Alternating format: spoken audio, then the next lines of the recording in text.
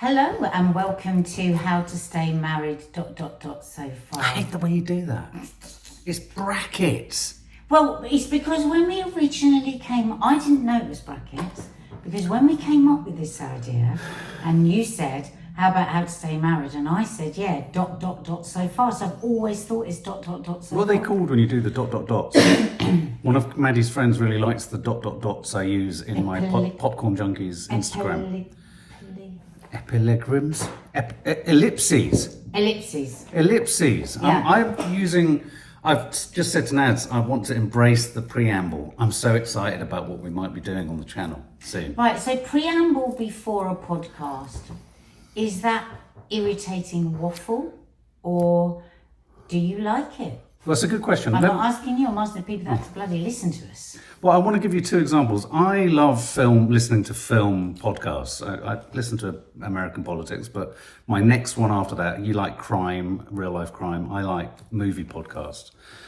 People talking about films, filmmakers, all that kind of stuff. And I find that the Commode and Mayo podcast, they do chit chat, but then I think, this is so boring. Yeah.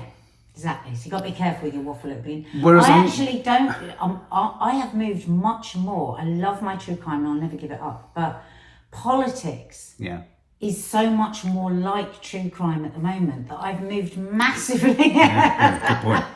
So it's a true crime, true crime and politics. What you're saying is there's more psychopaths in global politics than there are as serial killers. Oh my God, unbelievable. Yeah. So it's nice to see you. If you watched last week's podcast, because we do actually post this up on YouTube as well, Mark decided he was going to sit in the cupboard. There was an editorial reason. Right. He was sitting in a cupboard. And lo and behold, I go into work, Loose Women, that week, and they say, we love the podcast with you and Mark having a row. We want to play a bit of it. And I said, yeah, sure, fine. Anyway, then of course it came. I didn't see before what piece it was. And then it came to the show. It was the shot of you in a cupboard. The whole thing is a shot of me in a cupboard. Which bit of the podcast did they use? It was so funny, so funny. Was it? Yeah, it's a weird one. But anyway, yeah, so you can watch us on YouTube if you fancy, or you can listen to us. Yeah, watch us on YouTube. I think most people do, but I think there's a healthy number who just have a listen. And if you'd like to support us, I've started saying that now because that's what people say. If you'd like to support us, the best way you can do that is hit the subscribe button. So if you could do that too. And obviously all over this channel there's all sorts of other content. If you're listening on podcasts, we also do upload a daily coffee moaning podcast. Ironically, we haven't done one today, but most days, weekdays and Saturdays, there is a coffee moaning podcast. And the Popcorn Junkies, our movie review channel, is also a podcast that is very popular in the States. So do check those out. And too. this week's movie that we went to see the other night on a preview screening, didn't Opus. we? Opus. And it turned into a kind of a date night. Yeah. We always famously say we have the worst date nights of anyone ever on paper, but we always have good fun. I've never had a date with you on paper. No, but if you wrote down how our dates go on paper written down, you'd go, shit, that's... Can I just say a couple of things for those of you dealing with us in a visual capacity? Really like your hair today. Oh. Yeah, it looks really curly. Thank you.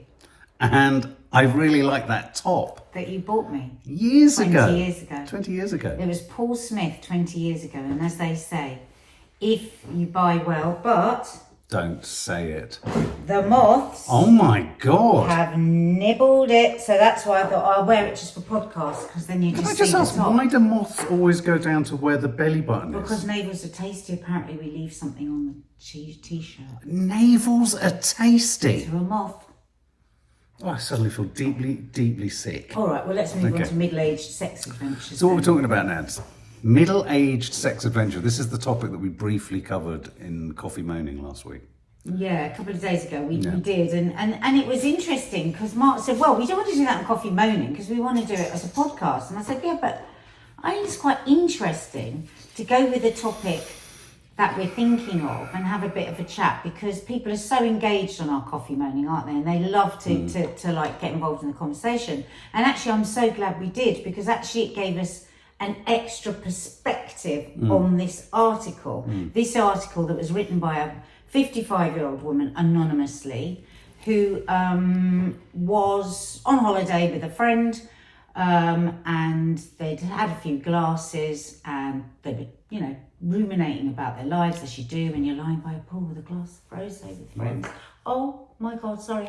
I'm just going to take a moment here. I thought you were having a heart attack. Oh, You're just right. imagining drinking rosé in the burning sun with a deep tan with my mates talking shit. I'm sorry I can't fucking come up to muster. Jesus Darling, you Christ. can't do everything.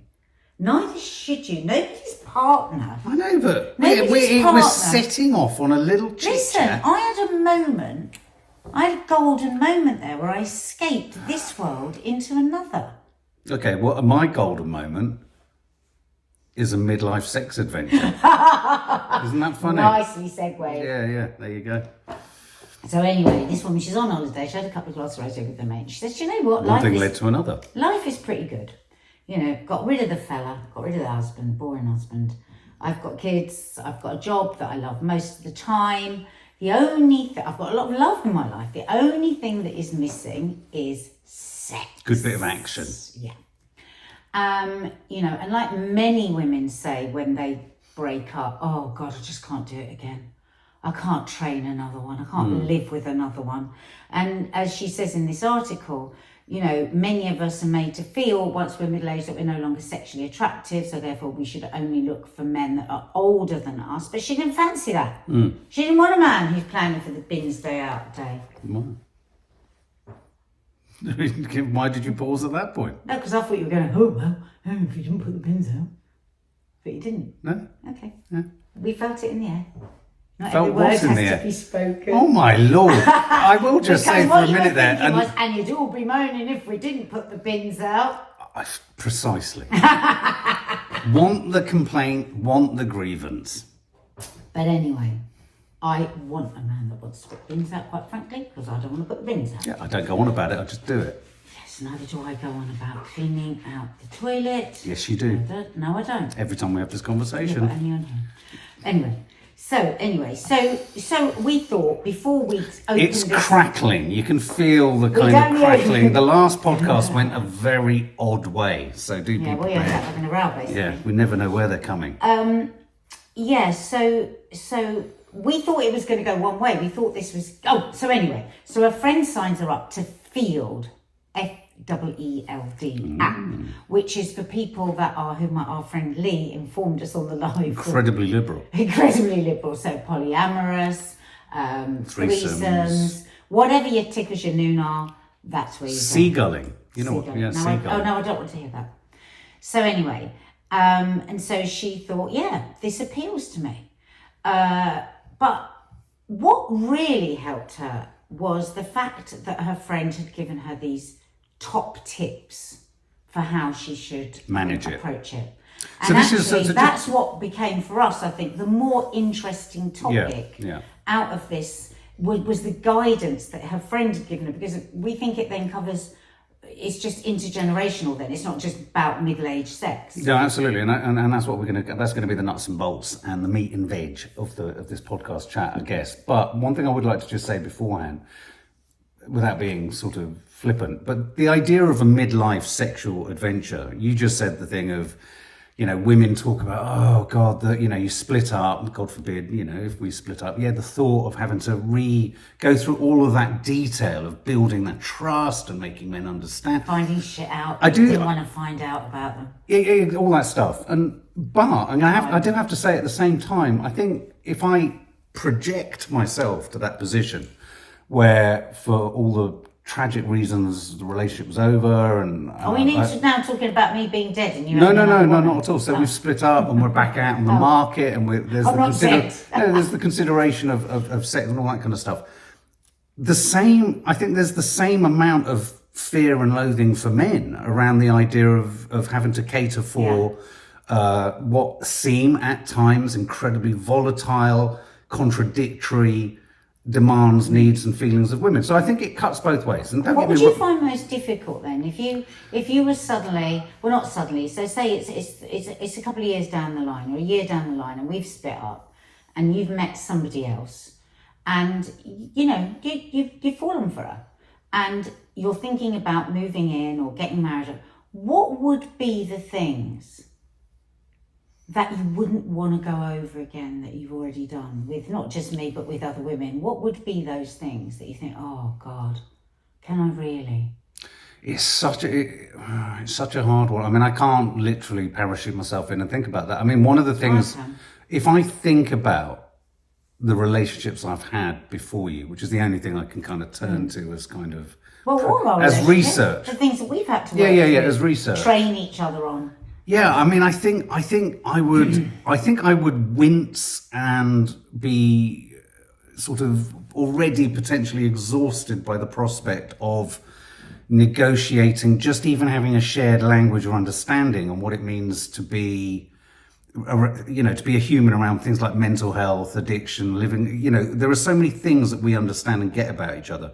And we've come through an enormous amount of personal grief and joy to get to a place of understanding. And I also would stress, for anyone who's coming to this podcast for the first time, huge respect both ways for you, say, just on the topic of drinking and me not drinking and me having a diagnosed mental health problem and you not.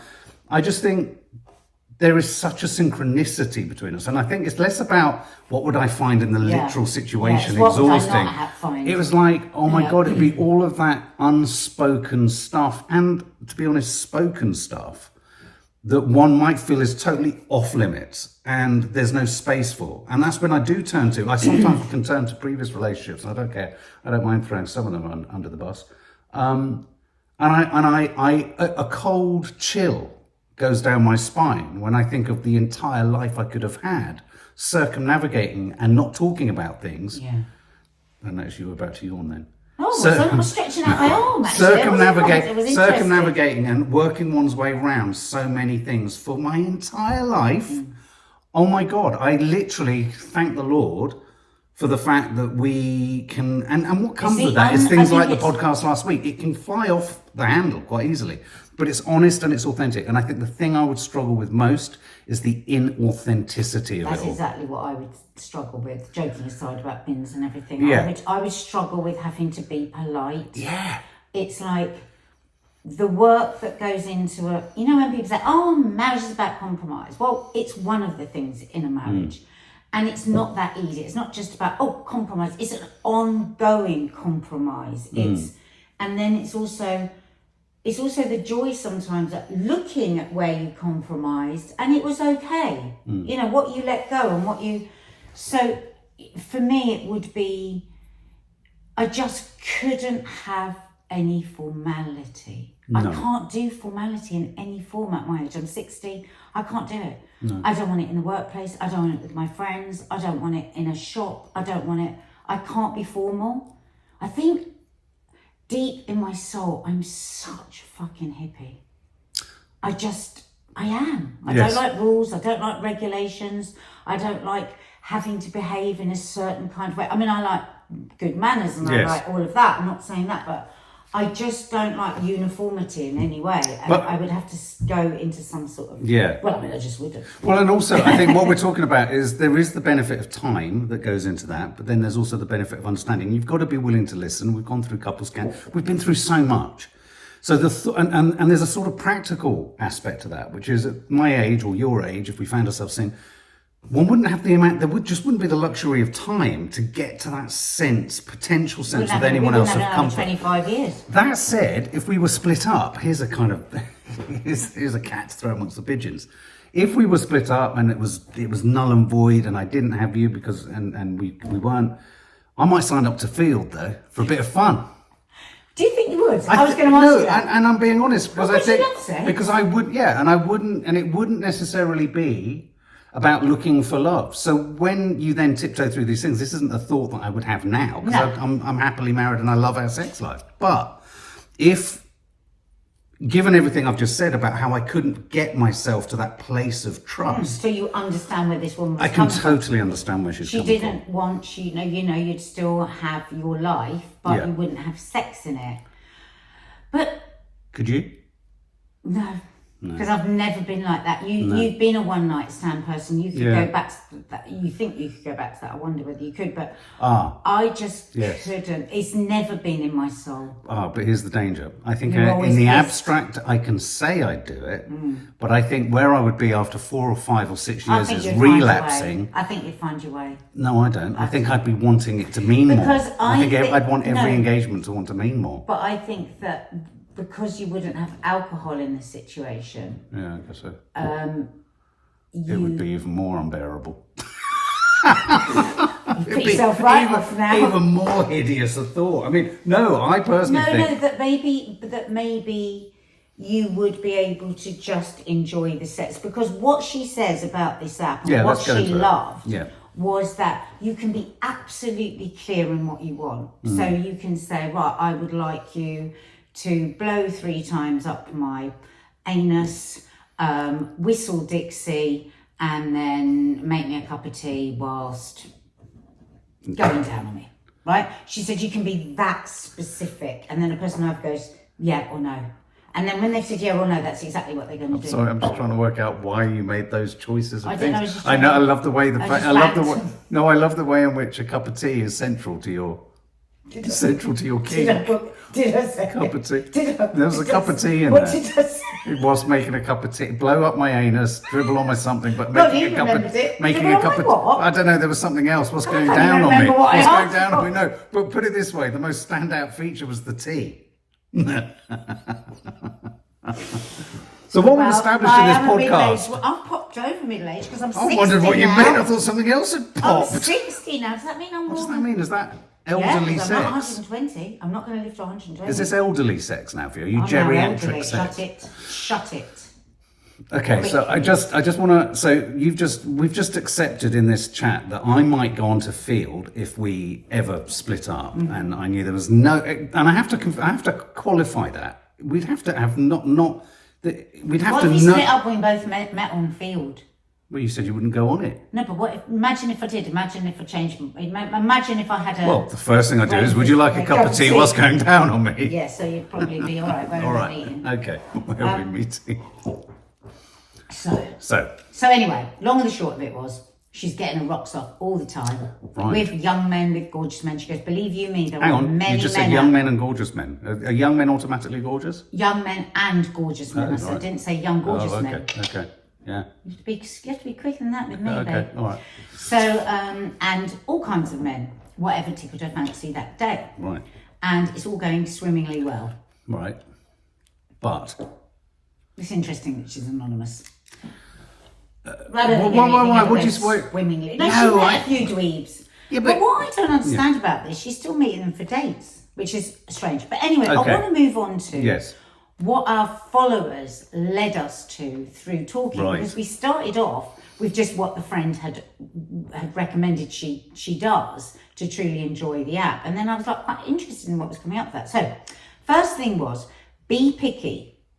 This must only be about what you want. That is a very difficult concept. And also a problem with that concept, to say it again? Be picky. This is only about what you want. If a man is picky and only concentrates on what he wants, he always runs the risk of being described as a misogynist. No, but this is no. This is in an arena where equally, what she's saying to her is, this is going to be different from the rest of your life, where you're going to just have what you want. You're not a mum. You're not a wife. You're not like an Uber Eats app. You're just going for exactly what you want. Yeah. And I think what that means is, don't slip into, God, I wonder what I should wear and what they would like, and I wonder whether. Or what are they going to think about the fact that I'm this? And to just try and shift that way of thinking. But can I say, I think it sounds like a very masculine way of doing sex, though. Well, I think that's what she's saying. Yeah, and I think as we move through these, I think this is one of the issues. Do you, in order to be able to, as a woman, enjoy sex on these things, do you have to almost kind of slightly adopt I would call a masculine approach? Well, we're going to move on to that one because that goes into no pity fucks. But what I wanted to talk about with this, because this is what I'm always astonished when you ask women, when I've asked women over the years this, how many, and I've talked about this before, I think way back podcasts and maybe on Coffee Moaning, is that I'm always really surprised at the absolute mic drop moment of silence when I ask women, do you think you've ever truly chosen somebody? Yeah, what do you make? Or You say this. Or do you feel like, or is it more that somebody has liked you and then you like them? And this, let me just explain. I'm trying to understand. Well, let me explain. So then there's this moment where they always go, oh, and I love it because you see them sort of really tapping into, have I ever gone, I really like him, and what I'm going to do is pursue him and see whether he likes me. Or is it always about me knowing first that somebody likes me and then me seeing whether I like them? And 9 times out of 10, they say, God, I don't think I've ever just picked somebody.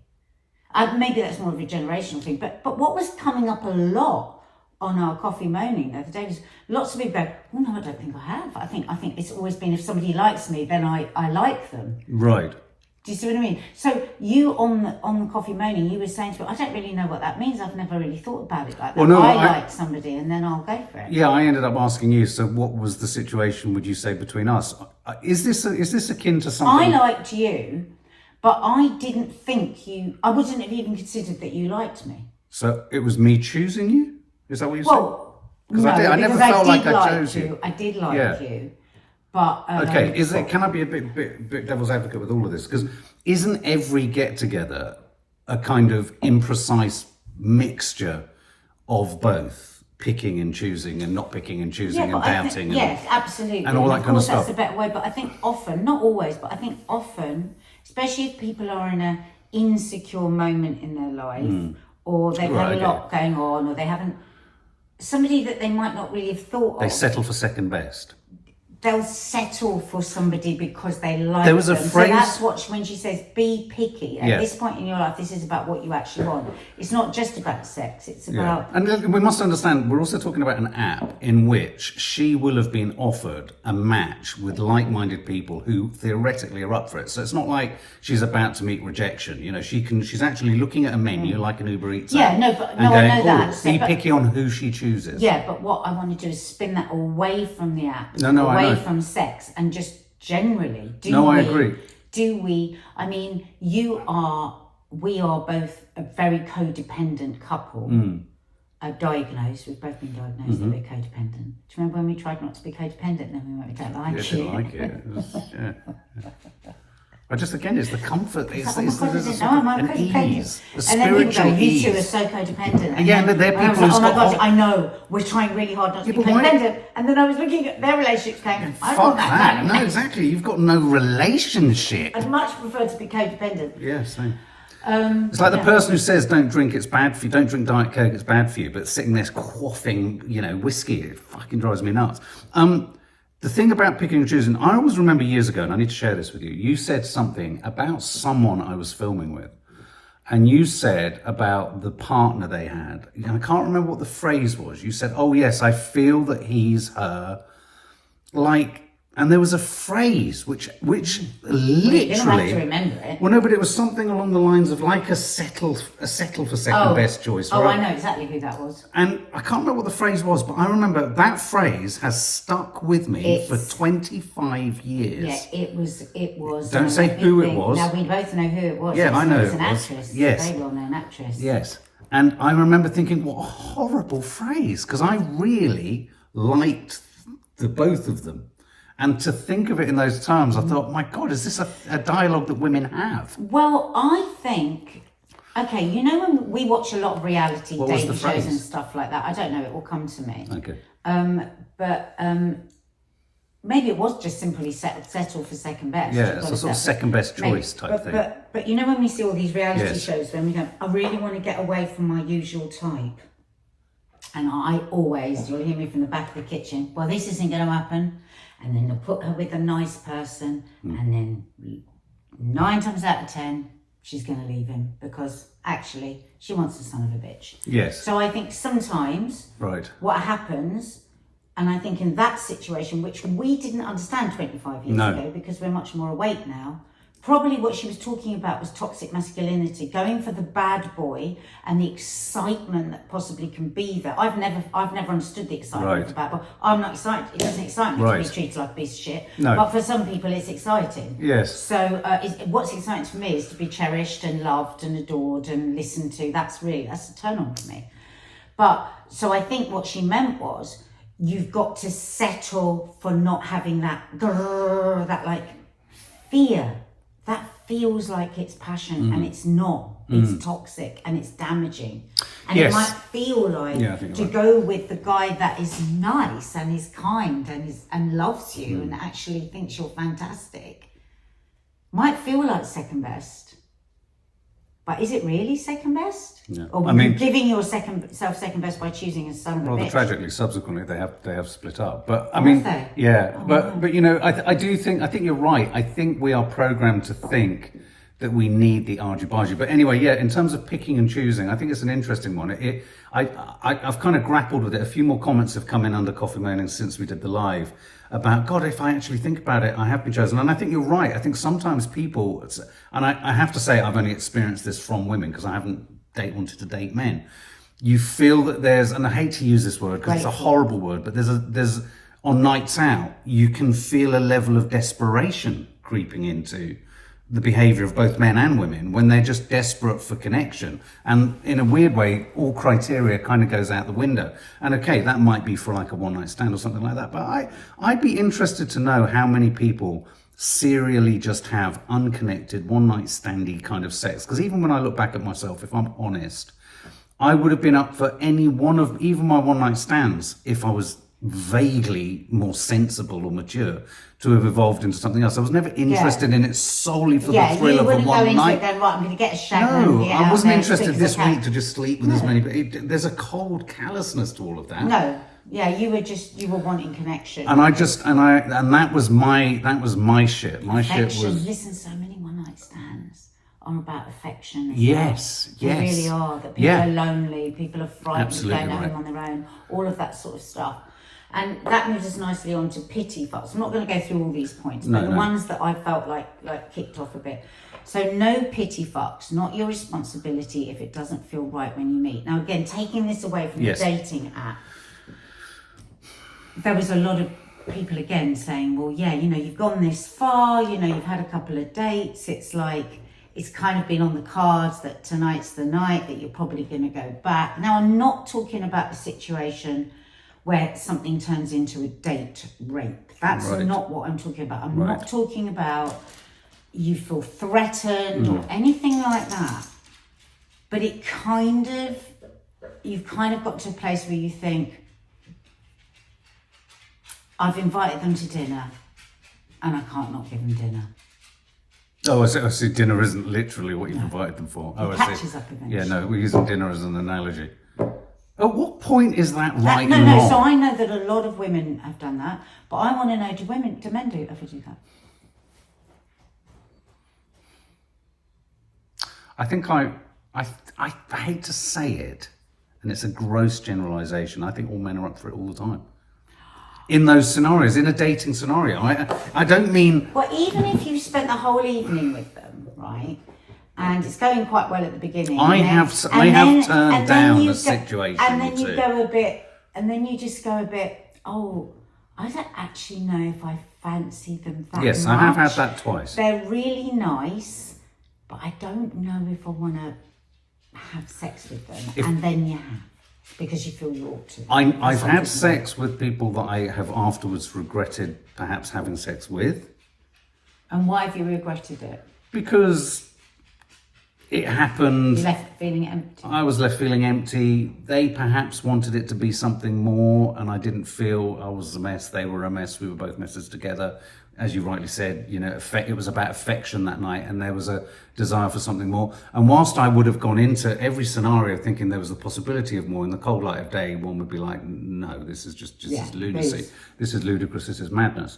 I have had a couple of situations where a romantic sort of thing has developed. and I've realised quite strongly that I don't Fancy them enough. Yeah, and in those instances, and I think of 2 occasions where that happened, I would absolutely not. I wouldn't have had sex because they wanted to have sex. As a, Maybe it's just so different. Maybe it's just so different because I think it's more about there's been some kind of a promise. I'm not talking about a drunken No, crazy of night. course. Yeah, we're going back. Yeah, you're there's reading been the some kind of a signals. promise, Yeah, I and get then you it. get back and you think, I don't know. I feel a bit. I don't know if I really fancy him enough to have sex. And you think, oh God, it's not fair. I should, and I'll just do it. Yeah, I don't think as soon as should comes into any sex, it's pretty much recipe for disaster somewhere So you at wouldn't. some point. So you wouldn't. No, not in a so. I mean, I'm not saying I did or didn't. It was the Wild West. But going back to her advice, I think it's sage advice not having a pity fuck, not engaging in pity fucks. I think it's. I just don't it because it also ends up leaving you. I think you'll know. I think you'd know if it's a situation where kind of it's. Oh, I just love the fact that I just think I've got enormous amounts of pride, and I think that's what saved me from a lot of the pain that a lot of other women I know have gone through. It's like my pride would never allow me to be. It's like that film, wasn't it? What was it called? Well, there's that. Or Know If He Likes You or something. Do you remember? It was a book and then it was a film. And like when sometimes, you talk to him and think, well, he hasn't phoned and I've left him 5 messages and I think, well, he doesn't want to. He doesn't want you. He 100% doesn't want you. Because if he did, he would answer you. Well, I mean, it makes and that would always make me go, yeah. And pull back. I wouldn't then pursue it. I mean, it hit me between the eyes when I was would reading that book by Megan Nolan, and she had that fantastic line in her first book. I so didn't want sex with me. I had sex with him. Oh, I know. And it was so clever. It was just so that simple line. I've forgotten about that book. I so didn't want to have sex. And she was in a relationship with a guy. Didn't want to have sex with him, so I had sex with him. That personifies what I'm talking about. Exactly. And I think for me, when I read that, I would be lying if I didn't say it hurtled me. And this is where she's such an astonishing writer. She really is. Megan Nolan. Check her her out. first She's book. 2 novels. I've forgotten the name of her first book. It's just escaped me. But it kind of just spoke to and went to the heart of and ended up kind of fracturing all of the kind of ease or comfort or one felt about every sexual encounter you'd ever had. Because absolutely. That they don't go through this. Yeah. Because no man could wholly, in any way, shape or form, say with his hand on his heart that every sexual encounter he's had with every woman he's met, and I'm including myself in this, I can't sit here and say for a fact that none of those were pity fucks. I couldn't tell you that because I've got no way of knowing. I've got no way of knowing that with you. But I also think pity fucks can also happen. Did I have sex with somebody when I didn't really want to, but I felt a bit sorry for them? No, I'm not talking about. I'm talking about them. How do I know in terms of them pity fucking me? I mean, I'm talking. Well, what I would say is that basically, if you're in a long-term relationship and you've had kids and you are highly sexed, there's going to be a certain amount of sex that people will have had with you, women will have had with you, because that's just what you do. Yeah, because you love that person and they might, and so, and men know that. They know that. They know that. They know really if a woman's totally exhausted, she's been breastfeeding, the place is a tip, she's got one tit hanging out and feels like a piece of shit, and then she hasn't been really up for it, but there's been a kind of a bit of a atmosphere. You're gonna know, so you've got to be honest with yourself. It's an interesting conversation. The whole pity fuck situation though is a really complicated one because yes, in those instances you can know, you would know. I think it's a bit mean to call it pity when you're in a relationship. Yeah, no, I agree. I think it's about a fuck of convenience. No, I don't think it's even that. I think if you really care about the person. Not all the time, but I think sometimes you've got to get yourself into the mood because you can see that they feel. A lot of men see sex as love. If you're not having sex, then they're not loved. I don't. Sex doesn't indicate to me whether somebody loves me or not. Sex indicates to me that they fancy me. Yeah. Love is shown to me in every other way. I think. Well, sex, love is blind. Love is blind. Love is blind. So, yeah, but also you could turn that around and go, well, then if the person really loves you and they know deep down you're probably too tired, too torn into different areas, especially if you've got kids and stuff, and yet I'm still going to try and make them feel a bit bad about me not having sex. It's where it gets very complicated. Yeah. I think we did a podcast on this years ago. Yeah, maybe. I don't think we did pity fucks though. We didn't call But it the pity fucks. boundaries between, you know, wanting it, permission and not permission, was it consent? It's around. I think. No, I think consent, no, consent is very different. No, it is. This isn't about but I think consent. it becomes really interesting when you dig into. Anyway, I mean, this is it's another chat. So No, what? it's interesting because it's. I mean, I think what we want to do more with these podcasts is not feel like we have to get to an end, you know. And the thing is, No happy endings that here. is, you know, that's a very look at all that's come out of pity fucks. Yeah. It's. I mean, going back to what she was saying, though, she's talking about in this Uber Eats, pick from a menu type person, not to feel the pressure as a woman that she has to have a pity fuck with some guy because he feels the promise is on. And I would imagine, not having been on any dating app, and this is something I know a lot of our very frustrated female followers on some of the live chats we've done have said, is there's nothing worse than the whole dating app thing, because as soon as you go on the date, there's an expectation. It's like a chain reaction can kick in with a lot of male dates where they're moving you towards the idea that they'll take even a pity fuck. That's fine. And I think these people that have been doing apps for years need to literally come off the app. Yeah, I agree. think it keeps you away. Yeah. And I was from real life, and I was listening to a podcast yesterday, that one that I shared with you. This is an American podcast I'm a bit obsessed with called The Bulwark, Republicans. But they just started this new strand where they have this Gen Z guy who's very, very smart, very bright, very informed, good looking, obviously never had any problem getting girls. And he gives his 3 tips in the middle of this political podcast on what's going on with men. right. And it's really, really interesting. Well, maybe we should what do he that says. as a peg for another And chat. I want to do that as a whole podcast. Yeah. But one of the things that he says is get off the apps. Yeah. Just get off them. Did you get off them? And just have a conversation with somebody and have a conversation with them without thinking that you're going to have sex at all. Just approach everything like you're going to be friends. We have to do that next week. I really, really I agree. want to do that podcast because I think... And I think, you know, that would be the odd thing, again, going back to me now downloading Field in preparation for the potential of us splitting up. You know, oh my So God. we've split up. You're going on your first date on Field. Where are you meeting them? And what have you put Well, down? it totally depends. Oh, right. Do you think he's going to answer this? What? This is a lot. What? I'm going to ask you now. Yeah. And you are not beholden to answer. Oh, I'm so pleased because I won't answer if I don't want to. Oh, shut up. What would you ask for? Oh my God. Would you want to eat with them first? Is it, why is it? You'd miss me too much if you were sitting at a table with somebody talking to them. Where would you want to meet them?